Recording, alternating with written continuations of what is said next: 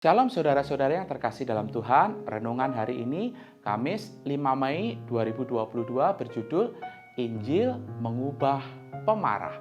Bahan bacaan kita terambil dari Kolose 3 ayat yang ke-8, demikian bunyi firman Tuhan. Tetapi sekarang buanglah semuanya itu, yaitu marah, geram, kejahatan, fitnah, dan kata-kata kotor yang keluar dari mulutmu.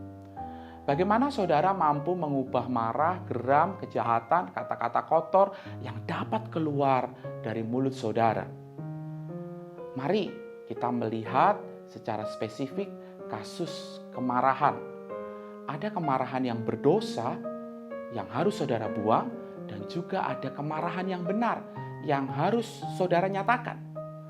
Marah karena nama dan reputasi Yesus dihina itu pasti benar. Tetapi marah karena nama dan reputasi kita dihina dapat membuat saudara jatuh dalam dosa. Itulah yang dibuang. Lantas bagaimana membuang kemarahan yang berdosa? Ada yang mengatakan gak bisa. Alasannya hari ini kita hidup di mana kalau saudara tidak berani speak up, saudara akan diinjak-injak. Kalau tidak berani marah, maka saudara akan gampang disepelekan dan diinjak-injak oleh orang.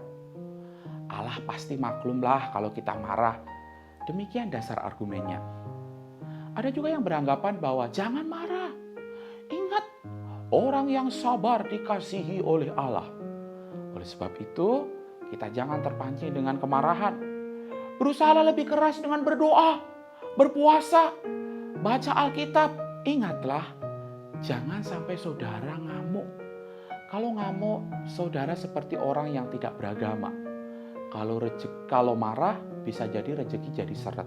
Demikian pendapat ini dilatar belakangi. Tapi bagaimana dengan Injil? Injil dapat mengubah seorang pemarah. Di dalam Injil, saudara diyakinkan bahwa berkat Allah itu dicurahkan sepenuhnya bagi saudara saat Kristus mati di atas kayu salib.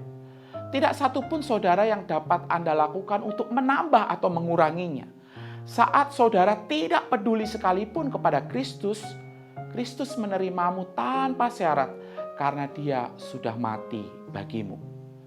Jadi kalaupun istrimu, anakmu, teman bisnismu mengecewakanmu, menghina atau menyakitimu, saudara tidak perlu meledak marah. Mengapa? Karena pribadi pemilik seantero jagat ini telah menerimamu, bukan? Sebaliknya, kalau saudara menjadi korban kemarahan orang lain, ya kita tidak perlu membalas dendam, merasa hancur. Sebab apa? Sebab ada Kristus yang menopangmu. Saudara berjuang melawan kemarahan yang berdosa karena Kristus ada di dalammu. Kristus sudah menanggung semua murka Allah atas dosa-dosamu agar saudara tidak lagi dikuasai oleh kemarahan yang berdosa, tapi justru sebaliknya dimampukan untuk menyatakan kemarahan yang benar. Jadi, jangan pernah merasa sombong kalau berhasil, tetapi juga jangan pula kita putus asa kalau saudara gagal. Amin. Mari kita berdoa. Tuhan, tolonglah kami supaya kami dapat terus membedakan kemarahan yang mendatangkan dosa, kemarahan yang membawa kami ke dalam dosa, dan juga kemarahan yang benar yang Tuhan ajarkan lewat firman-Mu.